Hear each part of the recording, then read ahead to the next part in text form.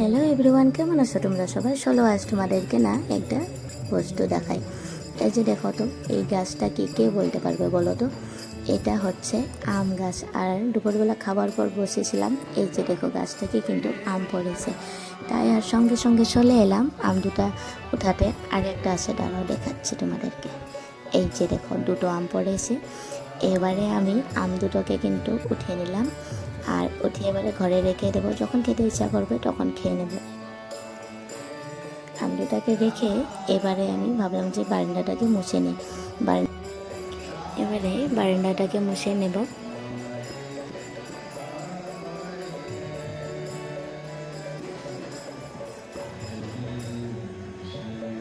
বারান্দাটা মোছার পর যখন আমি বারান্দাটা মুছছিলাম, ফ্যানের সুইচটা কিন্তু দিয়ে দিয়েছিলাম। আর বাইরে যেহেতু অনেক হাওয়া আছে, হাওয়াতে কিন্তু একদম জলদি শুকিয়ে যাইছে, দেখো প্রায় শুকিয়েই গিয়েছে। এবারে কয়েকটা কাপড় আছে জানো তো, সকালে যে কাপড় কেচেছিলাম সেই কাপড় কটা রয়েছে, ভাবলাম যে কাপড় কটা নিয়ে ঘরে ভাঁজ করে নিই। কেননা তা না হলে কিন্তু আবার থেকেই যাবে, কাজ থাকলে তো ওটা পড়েই থাকে, ওটা ধরা হয় না। সেই জন্য লগের কাজ লগে লগে করে ভাবলাম যে শেষ করে দিই। এই যে দেখো কাপড় কটা এবারে আমি ঘরের ভিতরে নিয়ে যাব। আর তারপর সন্ধ্যার পর দেখো, আর সন্ধ্যার পর আমি বারান্দাটাকে না একটু সার্ফের জল দিয়ে ধুয়ে নেব। বারান্দাটাতে না, আমাদের বারান্দাটাতে একটু বিছা হয়েছে জানো তো, অনেক বসলে না শুল্কয়। সেই জন্য ভাবলাম যে কেননা সার্ফের জল দিয়ে বারান্দাটাকে এবারে ধুয়ে নেব। এই যে একবারে শলা ঝাড়ু দিয়ে আমি সার্ফের জল দিয়ে ভালো করে মিশিয়ে ধুয়ে নিলাম। তারপর এবারে মোটরের সুইচ দিয়ে পাইপের জল দিয়ে তারপর আবারও ধুয়ে নেবো। এই যে ওয়ালকোটাও ধুয়ে দেবো, এদিক দিয়ে যেহেতু বিছাগুলো হাতে, সেই জন্য। কোথার থেকে যে চলে আসে না বিছাগুলি বুঝতেই পারি না জানো তো। উঠানটাও কিন্তু ঝাড়ু মারে পরিষ্কার করে রাখি, তবুও চলে আসে। এবারে ভালোভাবে বারান্দাটাকে ধুয়ে নেব।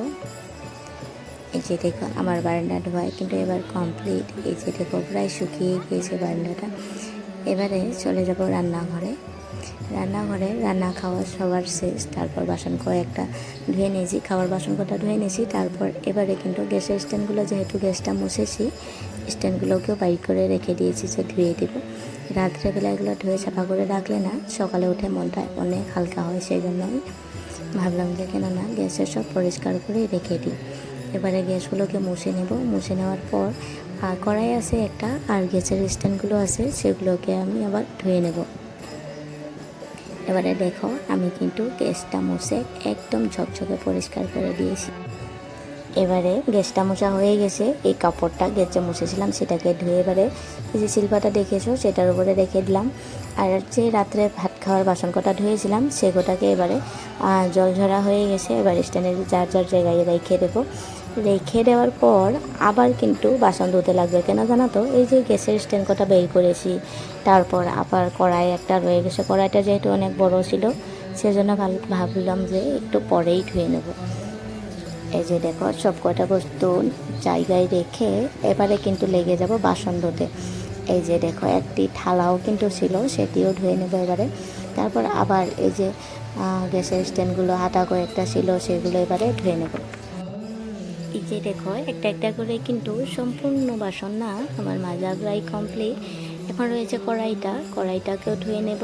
কড়াইটা মেজে ধুয়ে তারপর বেসিনটা ধুবো। তাই আজকে রাত্রের মতো কাজ আর আমার শেষ, আর কোনো কাজ নেই, শুধু স্নান করে বিছানায় যাব আর আরামসে রেস্ট করব, মানে ঘুমোবো। এই যে দেখো এবারে বেসিনটাকেও একটু ধুয়ে নেব।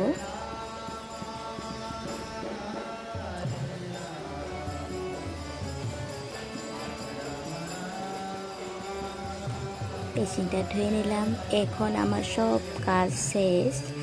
এবারে কিন্তু ঘুমোতে যাব। এই যে দেখো রান্নাঘরে একদম পরিষ্কার করে নিলাম, পরিষ্কার করা হয়ে গেছে। আমার ভিডিও দেখতে তোমাদের কেমন লাগে অবশ্যই কমেন্টে জানিও, ভালো লেগে থাকলে একটি লাইক করে দিও।